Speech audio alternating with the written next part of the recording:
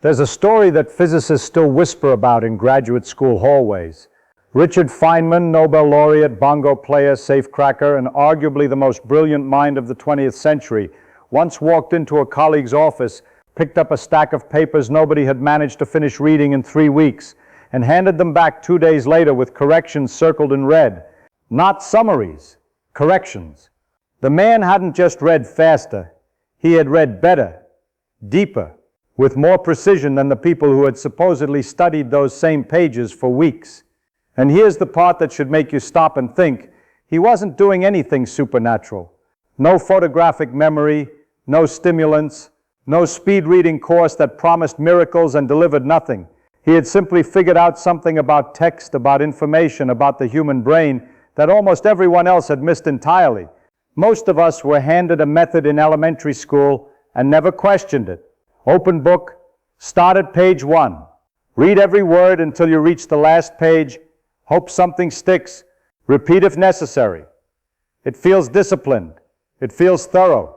It is, in practice, one of the least efficient ways a human being can absorb complex information, and Feynman knew it. What he had developed instead was a 3-stage architecture for reading, a complete philosophical reversal of the standard approach. And once you understand why it works, you'll realize the old method wasn't just slow, it was working against your own brain. Before we get to Feynman's system, we need to understand what's actually broken about conventional reading. Picture someone handed a 500-piece puzzle. They reach into the box, pick up the first piece, study it carefully, then pick up the second piece, study it carefully, then try to understand how those two pieces relate without ever having glanced at the picture on the box lid. That's linear reading of dense material. You are processing individual fragments without any structural map to hang them on. Your brain is working overtime on placement when it should be working on comprehension. The second problem is even more insidious. Passive reading, the kind where your eyes move across words while your mind floats somewhere between last night's conversation and tomorrow's to-do list, doesn't create durable memory. It creates the illusion of contact with information. You finish the page. You could not, under gentle questioning, reproduce a single idea from it. The words moved through your visual field. They did not move into your understanding. And here's the third problem, the one that nobody teaches you to notice. When you read an academic paper or a complex book chapter from first word to last, you are experiencing that information in the author's preferred sequence, not necessarily the sequence that would make it easiest to understand. Sometimes a conclusion, read first, illuminates an introduction that would otherwise seem abstract. Sometimes the third section explains why the first section matters. Sequential reading locks you into one path through material that might have a far more useful entry point somewhere else entirely. Feynman broke all 3 of these habits simultaneously. Here's how. The first stage of Feynman's reading method is not reading, and that is precisely the point. Before a single sentence of body text gets your attention, you spend between 5 and 10 minutes constructing what you might call a cognitive scaffold. You read the title. You read the abstract or introduction. Not for detail, but for orientation. You scan every section heading, because headings are a table of contents for the author's logical architecture. You study every figure, graph, chart, or diagram, because visual data often contains the entire argument compressed into one image. You read the conclusion. Then you read the opening sentence of each major paragraph, nothing more. That's the whole first pass. By the end of it, something remarkable has happened. You can answer 4 questions without having truly read the piece at all. What is this about?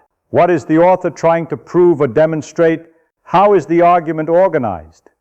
What kind of evidence or methodology is being used? You don't have the details. You don't need them yet. What you have is structure, the skeleton on which everything else will hang. This is not optional, preliminary work. This is the foundation that makes everything after it faster, more accurate, and infinitely more retained. The brain doesn't file facts alphabetically. It files them relationally, attached to concepts, frameworks, and patterns. When you survey first, you create those attachment points before the details arrive. When the details arrive, they have somewhere to land. The second pass is where most people make a critical mistake, even when they've been told about Feynman's method. They take the idea of reading strategically and interpret it as reading more carefully. That's not it. Strategic reading means you choose your sequence based on what matters, not on what comes first. You begin with the conclusion.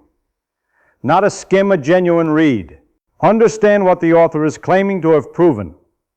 Then you read the introduction, because now you see how the author frames the problem and you already know how they solved it.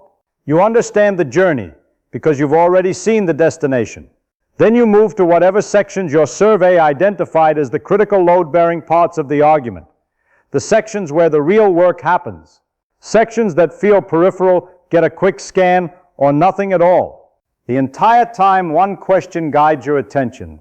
How does this author get from the question to the answer? What are the logical steps? What evidence supports each transition? You are not trying to memorize, you are trying to trace the intellectual pathway. This pass, done well, takes between 15 and 30 minutes for a dense academic paper. By the end, you understand the core contribution. You could explain it to someone at dinner, not with every technical detail, but with clarity and accuracy about what matters and why. The third pass is what most people imagine reading actually is. Deep, thorough, equation-level engagement with every sentence and derivation. You read everything carefully, verify claims, work through the logic step by step, challenge assumptions, annotate questions in the margins. Feynman would do this, but rarely and deliberately, only for the specific sections he needed to either implement, critique, or build upon directly. For the vast majority of papers he read throughout his career, the third pass either wasn't done at all or was applied selectively to 1 or 2 sections out of a 10-section paper. When he did perform a third pass, notice what advantage he had. He wasn't encountering these ideas for the first time. He was returning to them with full context already in place. The big picture was built. Every detail he now studied fit into a structure he already understood. That's like being handed a puzzle piece when you've already seen the completed image, versus being handed a puzzle piece when you're still figuring out whether you're looking at a landscape or a portrait. This is why a third pass done Feynman's way is faster and more productive than a single linear read done the conventional way. Context transforms difficulty. Feynman had strong opinions about notes, and they're worth paying attention to. The standard note-taking approach, copying down what the author said in the author's structure, is transcription. It has almost no learning value. You're outsourcing the thinking to the author and just moving their words from one medium to another. His approach was different at every stage. After the first pass, before looking at the paper again, he would write a short paragraph in his own words, summarizing what the piece appeared to be about. This forces your brain to articulate a framework rather than just register one passively. Any gap in that paragraph is a gap in your understanding. After the second pass, he would construct an outline, not of the paper's section structure, but of the logical architecture. What is the central claim? What assumptions does it rest on? What are the main arguments? What evidence anchors each one? Where are the weaknesses or unstated assumptions? This is extraction work. You're pulling the skeleton out of the body and examining it directly.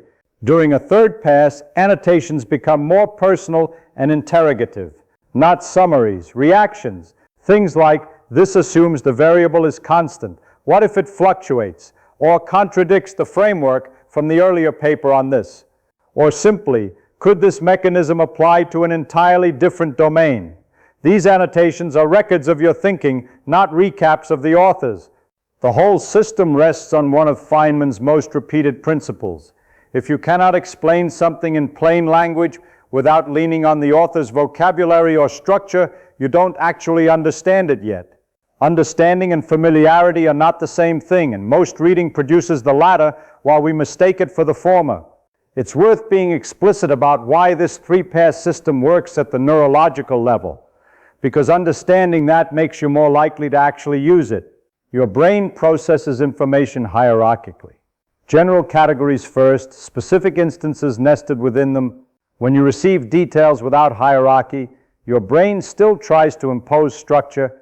It just has to do that work while also trying to understand the content, which splits cognitive resources and reduces both. Surveying first hands your brain the hierarchy it wants before the details arrive. The cognitive load drops dramatically. Comprehension accelerates. Additionally, Every main idea in Feynman's method gets encountered multiple times in the survey, in the strategic read, in note writing. This is essentially spaced repetition built into a single reading session. Memory research consistently shows that multiple exposures, even close together, produce stronger retention than deeper single exposures. You are reinforcing while you read rather than hoping retention happens afterward. And finally, writing summaries and outlines in your own words is neurologically nearly identical to teaching. Teaching is one of the highest retention learning activities that exists because it requires genuine comprehension, not just surface familiarity. Every time you write a summary, you cannot look at while writing. You are teaching yourself. The failure modes are predictable. First, people skip the survey because it feels slow, like delay before the real work. It is not delay, it is preparation that makes the real work both faster and more effective. Skipping it is like refusing to look at a map because you'd rather just start driving. Second, people perform the second pass linearly, faster perhaps, but still beginning to end. That completely misses the point. Strategic sequencing is the mechanism. Start with the conclusion. This is not counterintuitive once you understand why you're orienting yourself before you navigate. Third, people don't write. Reading actively and noting nothing is like solving a math problem in your head and calling it done.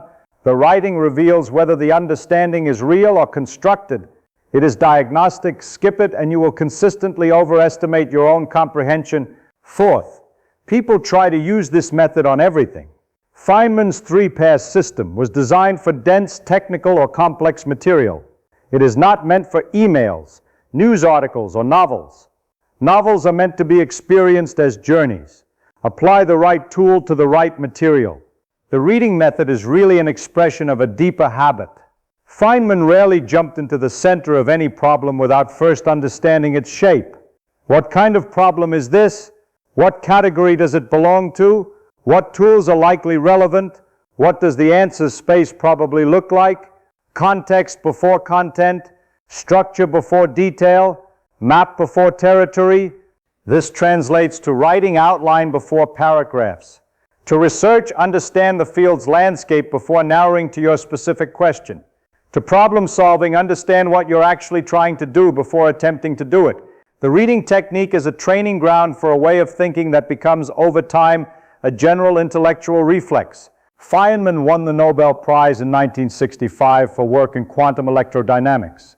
To prepare his Nobel lecture, an explanation of decades of highly technical work aimed at a broad scientific audience, he read and synthesized hundreds of papers in under 2 weeks. He used the same method he'd been refining since graduate school, applied at scale. The lecture is still studied. The clarity is still remarkable. There's nothing magical about it. 3 passes, survey, then read strategically, then go deep only where it matters. Notes in your own language, structure before content, context before details. It's not how most people read. That's exactly why it works.